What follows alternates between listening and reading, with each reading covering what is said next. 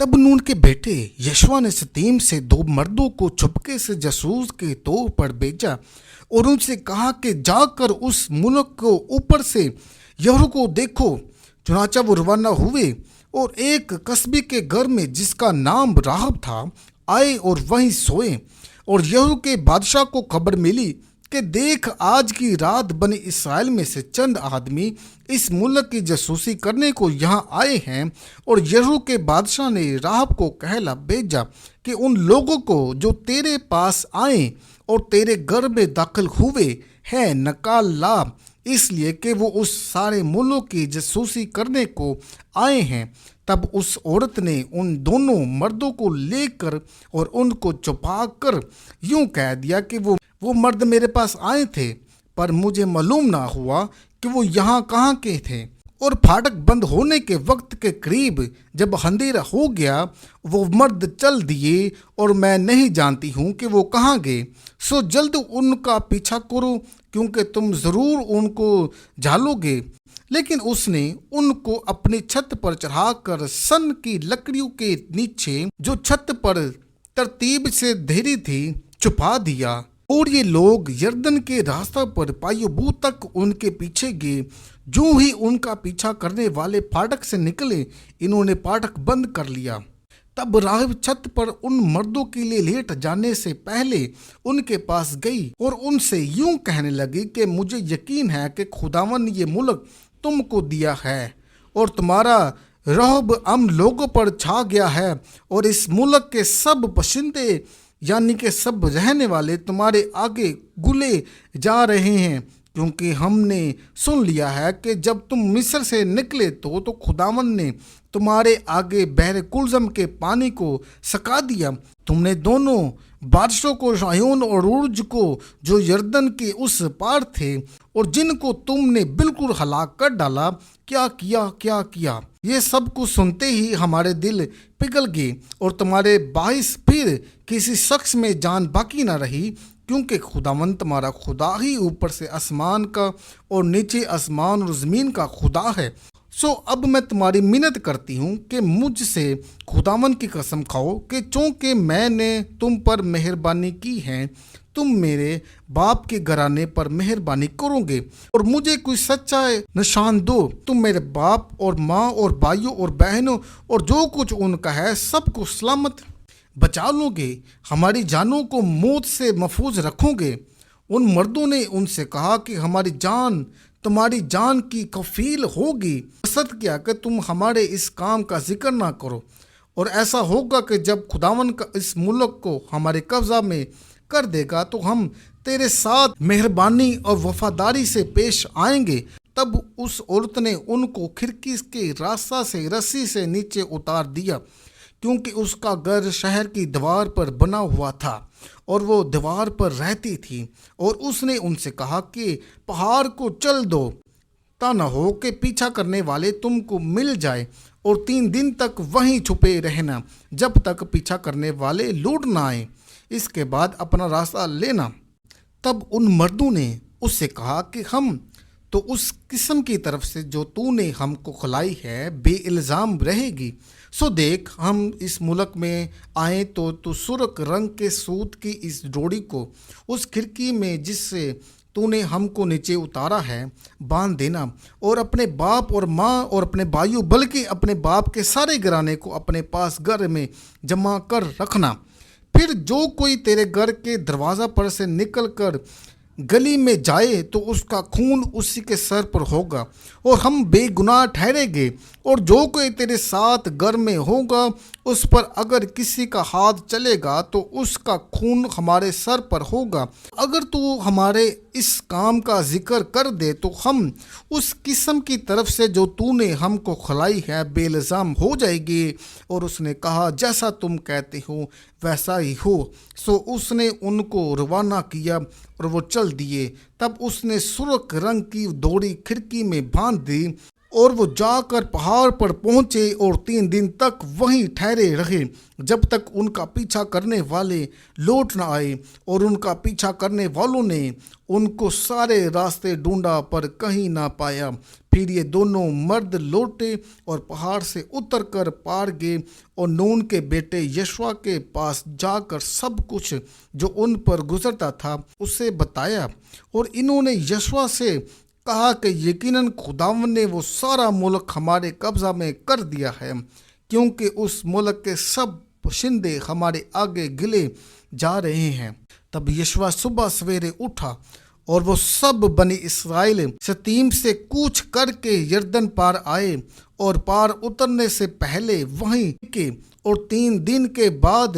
مسبدہ لشکر کے بیچ سے ہو کر گزرے، اور انہوں نے لوگوں کو حکم دیا کہ جب تم کو خداوند اپنے خدا کے عہد کے صندوق کو دیکھو اور کاہن اور لاوی اسے اٹھائے ہوئے ہو تو تم اپنی جگہ سے اٹھ کر اس کے پیچھے پیچھے چلنا، لیکن تمہارے اور اس کے درمیان پیمائش کر کے قریب 2000 ہاتھ کا فاصلہ رہی، اس کے نزدیک نہ جانا، تاکہ تم کو معلوم ہو کہ کسی راستے تم کو چلنا ہے، کیونکہ تم اب تک اس راہ سے کبھی نہیں گزرے۔ اور یشوع نے لوگوں سے کہا کہ تم اپنے آپ کو مقدس کرو، کیونکہ کل کے دن خداوند تمہارے درمیان عجیب و غریب کام کرے گا۔ پھر یشوع نے کاہنوں سے کہا کہ تم عہد کے صندوق کو لے کر لوگوں کے آگے آگے پار اترو۔ چنانچہ وہ عہد کے صندوق کو لے کر لوگوں کے آگے آگے چلے، اور خداوند نے یشوع سے کہا کہ آج کے دن سے میں تجھے سب اسرائیلیوں کے سامنے سرفراز کرنا شروع کروں گا، تاکہ وہ جان لے کہ جیسے میں نے موسیٰ کے ساتھ رہا ویسے ہی تیرے ساتھ رہوں گا۔ اور تو ان کاہنوں کو جو عہد کے صندوق کو اٹھائے یہ حکم دینا کہ جب تم یردن کے پانی کے کنارے پہنچو تو یردن میں کھڑے رہنا۔ اور یشوع نے بنی اسرائیل سے کہا کہ پاس آ کر خداوند اپنے خدا کی باتیں سنو۔ اور یشوع کہنے لگا کہ اس سے تم جان لو گے کہ زندہ خدا تمہارے درمیان ہے، اور وہی ضرور کنانیوں اور ہتھیوں اور ہیریوں اور فرزیوں اور جراسیوں اور اموریوں اور بیسیوں کو جو تمہارے آگے سے دفاع کرے گا۔ اور دیکھو ساری زمین کے مالک کے عہد کا صندوق تمہارے آگے آگے یردن میں جانے کو ہیں۔ سو اب تم ہر قبیلہ پیچھے آدمی کے حساب سے 12 آدمی اسرائیل کے قبیلوں میں سے چن لو، اور جب یردن کے پانی میں ان کاہنوں کے پاؤں کے تلے ٹک جائے گے تو خداوند یعنی ساری دنیا کے مالک کے عہد کا صندوق اٹھاتے ہیں، تو یردن کا پانی یعنی وہ پانی جو اوپر سے بہتا ہے نیچے آتا ہے تھم جائے گا اور اس کا ڈھیر لگ جائے گا۔ اور جب لوگوں نے یردن کے پار جانے کو اپنے ڈیروں سے کوچ کیا، اور وہ کاہن جو عہد کا صندوق اٹھائے ہوئے تھے لوگوں کے آگے آگے ہو لیے، اور جب عہد کے صندوق کو اٹھانے والوں یردن پر پہنچے اور کاہنوں کے پاؤں جو صندوق کو اٹھائے ہوئے تھے کنارے کے پانی میں ڈوب گئے، کیونکہ فصل کے تمام ایام میں یردن کا پانی چاروں طرف اپنے کناروں سے اوپر چڑھ کر بہہ کرتا تھا۔ تو جو پانی اوپر سے آتا تھا وہ خوب اور ادوم کے پاس سے زرتان کے برابر تک، اور جو پانی اوپر سے آتا تھا وہ خوب اور دروم کے پاس جو زرتان کے برابر ایک شہر ہے رک کر 1.5 ہو گیا، اور وہ پانی جو میدان کے دریا یعنی درائے شور کی طرف بہہ کر گیا تھا بالکل الگ ہو گیا، اور لوگ عین یہرو کے مقابل پر پار اترے، اور وہ کاہن جو خداوند کے عہد کا صندوق اٹھائے ہوئے تھے یردن کے بیچ میں سوکھی زمین پر کھڑے رہے۔ اسرائیلی خشک زمین پر ہو کر گزرے یہاں تک کہ ساری قوم صاف یردن کے پار ہوگی۔ اور جب ساری قوم یردن کے پار ہو گئی تو خداوند نے یشوع سے کہا کہ قبیلہ پیچھے ایک آدمی کے حساب سے 12 آدمی لوگوں میں سے چن لو، اور ان کو حکم دو کہ تم یردن کے بیچ میں سے جہاں کاہنوں کے پاؤں جمع ہوئے تھے 12 پتھر لو، اور ان کو اپنے ساتھ لے جا کر اس منزل پر جہاں تم آج کی رات ٹکو گے رکھ دینا۔ تب یشوع نے ان 12 آدمیوں کو جس کو اس نے بنی اسرائیل میں سے قبیلہ پیچھے ایک آدمی کے حساب سے تیار کر رکھا تھا بلایا،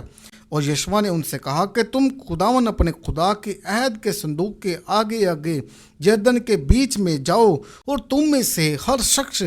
بنی اسرائیل کے قبیلوں کے شمار کے مطابق ایک ایک پتھر اپنے اپنے کندھے پر اٹھا لے، تاکہ یہ تمہارے درمیان ایک نشان ہو، اور جب تمہاری اولاد آئندہ زمانہ میں تم سے پوچھے کہ ان پتھروں سے تمہارا مطلب کیا ہے، تو تم ان کو جواب دینا کہ یردن کا پانی خداوند کے عہد کے صندوق کے آگے 2 حصے کیا گیا تھا، کیونکہ جب وہ یردن پار آ رہا تھا تو یردن کا پانی 2 حصے ہو گیا۔ یوں یہ پتھر ہمیشہ کے لیے بنی اسرائیل کے لیے واسطے یادگار ٹھہرے گا۔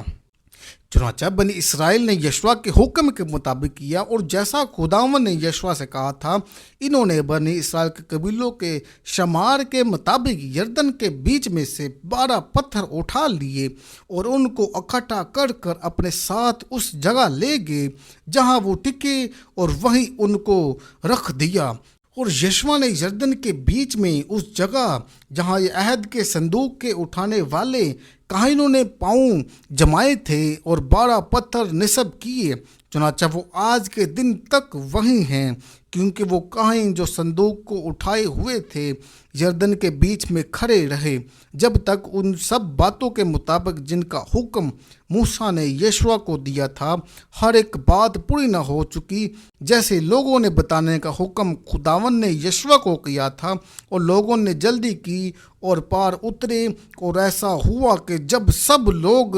صاف پار ہو گئے تو خداوند کا صندوق اور کاہن بھی لوگوں کے زور پار ہوئے، اور بنی روبن اور بنی جدامل اور بنی جد اور منسی کے آدھے قبیلے کے لوگ موسیٰ کے کہنے کے مطابق ہتھیار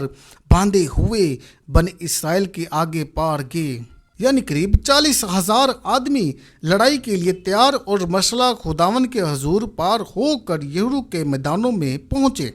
تاکہ جنگ کرے۔ اس دن خداوند نے سب اسرائیلیوں کے سامنے یشوع کو سرفراز کیا، اور جیسے وہ موسیٰ سے ڈرتے تھے ویسے ہی اس سے اس کی زندگی بھر ڈرتے رہے۔